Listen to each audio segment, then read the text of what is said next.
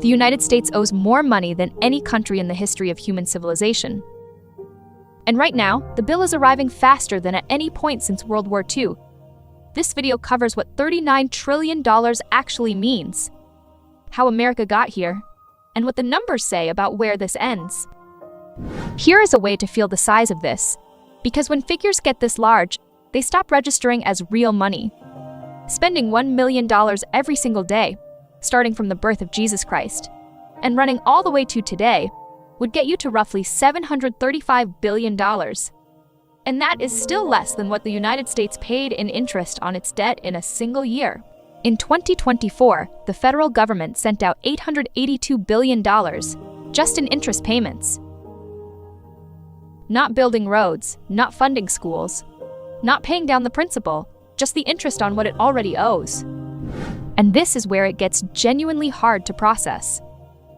For the first time in modern American history, interest payments in 2024 outran the entire defense budget.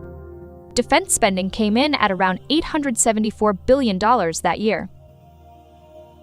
And interest beat it by $8 billion. The Congressional Budget Office projected that interest costs would cross $1 trillion annually around 2025 to 2026, which means that number has either already arrived or it is close enough to see from here.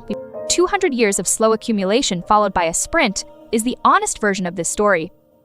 And understanding the sprint matters for anyone trying to make sense of where the money went. From the founding of the Republic all the way to 1981, the United States took more than 2 centuries to reach its first $1 trillion in debt. And then the pace changed. By 1994, the total sat at $4 trillion. And by 2008, it had reached $10 trillion. With the financial crisis of that year pulling spending higher and shifting the trajectory upward in a way it never fully recovered from. Then COVID arrived, and the numbers went vertical in a way that had no modern precedent. Across fiscal years 2020 and 2021, the government added roughly $6 trillion to the national debt, with the fiscal year 2020 deficit alone hitting $3.13 trillion, the largest single-year deficit in American history, driven by the CARES Act at approximately $2.2 trillion, and the American Rescue Plan at another $1.9 trillion. The debt moved from $20 trillion to $30 trillion in about 5 years, and then from $30 trillion to $34 trillion in just 2 more, crossing $34 trillion in January 2024, $35 trillion by July of that year, and $36 trillion by November. That acceleration has not slowed down. The China owns America framing has circulated for years, and it misses the actual picture by a wide margin. The single largest holder of U.S. debt is the U.S. government itself, through accounts like the Social Security Trust Fund and other intragovernmental programs, which together hold roughly $7 to $7.5 trillion. Social Security functions as a creditor of the federal government. And when politicians discuss cutting that program, they are talking about cutting payments owed to a fund the government already borrowed from.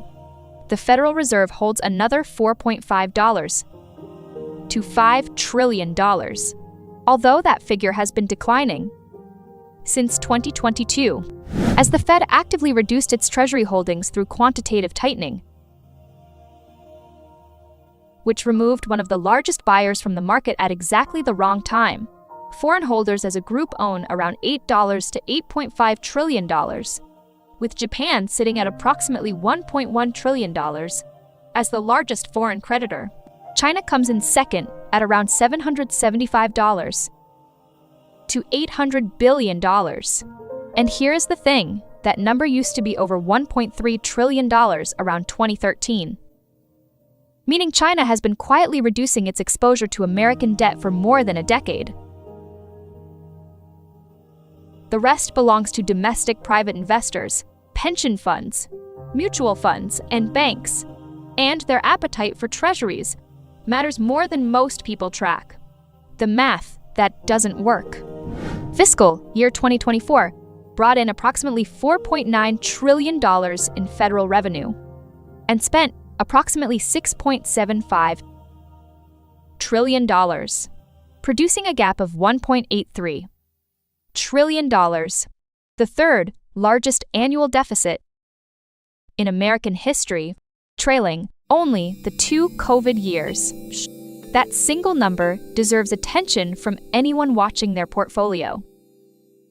Because closing a gap that size requires either cutting spending, raising taxes, or some combination that no Congress has managed to pass in recent memory. Social Security, Medicare, Medicaid, interest on the debt, and veterans' benefits together account for more than 70% of all federal spending. And these are mandatory programs that spend what they spend by law, with changes requiring legislative action that remains politically close to impossible. What is left after mandatory spending, the discretionary portion covering defense, education, infrastructure, and every federal agency, represents less than 30% of the total budget. And here's the result of that math: eliminating every dollar of discretionary spending entirely, zeroing out the military, every federal worker, every program, would still not balance the budget. Mandatory spending alone already exceeds total revenue.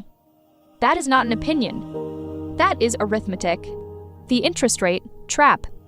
For most of the 2010s, borrowing at near zero rates made the debt load far easier to carry, and that environment quietly masked how badly the structural problem had grown. Refinancing trillions of dollars in existing debt at low rates kept the interest bill manageable even as the principal climbed, and that arrangement held until 2022, when the Federal Reserve began raising rates aggressively to fight inflation. And the cost of rolling over existing debt started compounding in a new direction. Every 1 percentage point increase in average interest rates adds approximately $300 to $350 billion per year in additional costs at the current scale of the debt. And that number converts the rate hikes from a housing market problem into a budget crisis problem.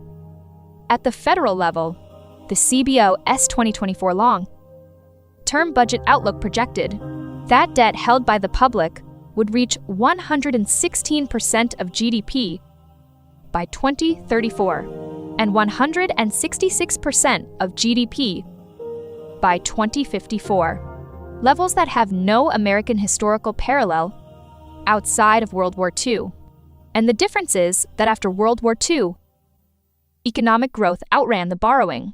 The CBO is projecting that won't happen this time, and their word for the current fiscal trajectory is unsustainable. The credit downgrade nobody talked about enough. In 2011, S&P stripped the United States of its AAA credit rating for the first time in history, cutting it to AAA, and the reaction was weeks of front-page panic across financial markets.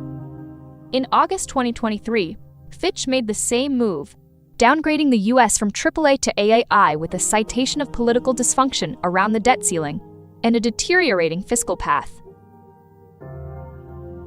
Then in May 2025, Moody followed, dropping America from AAA to A01. And what that meant was something genuinely historic.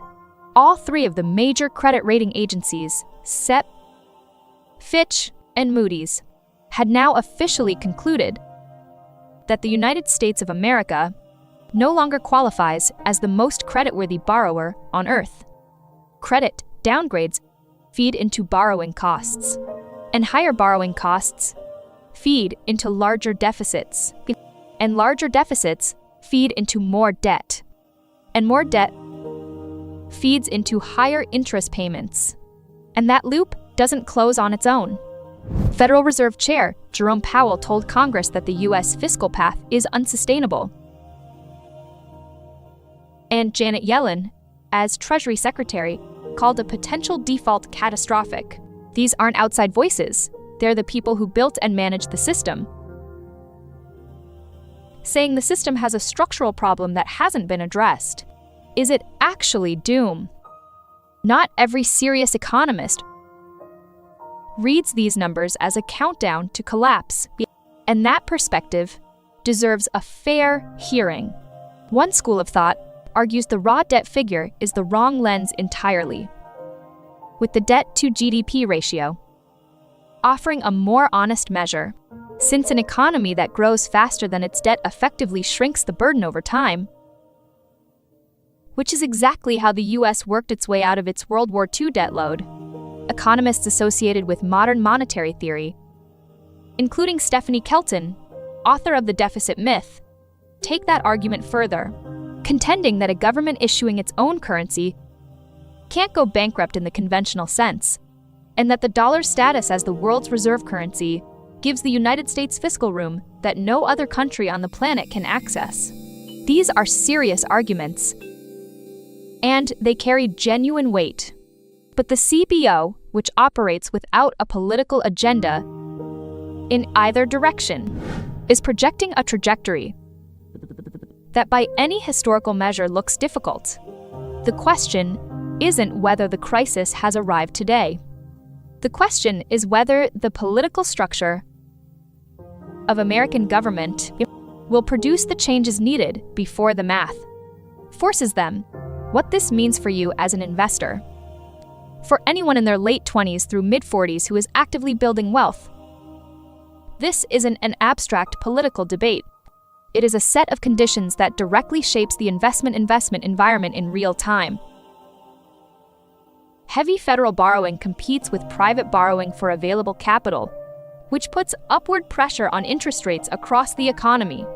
And elevated Treasury yields raise the discount rate applied to equities, which is part of why the valuation math on stocks became harder to justify after 2022. Persistent deficits running near $2 trillion annually, combined with credit downgrades, create the kind of bond market uncertainty that spills into asset classes that are supposed to hold steady. The government faces three levers for closing that gap: cutting spending, raising revenue through higher taxes, or inflating the currency, and each of those paths lands differently on a portfolio. Understanding which combination is coming and how it affects fixed income, equities, and real assets is one of the more pressing financial questions of the next 10 years for anyone who started accumulating wealth in the 2010s and expects to keep doing it through the 2030s.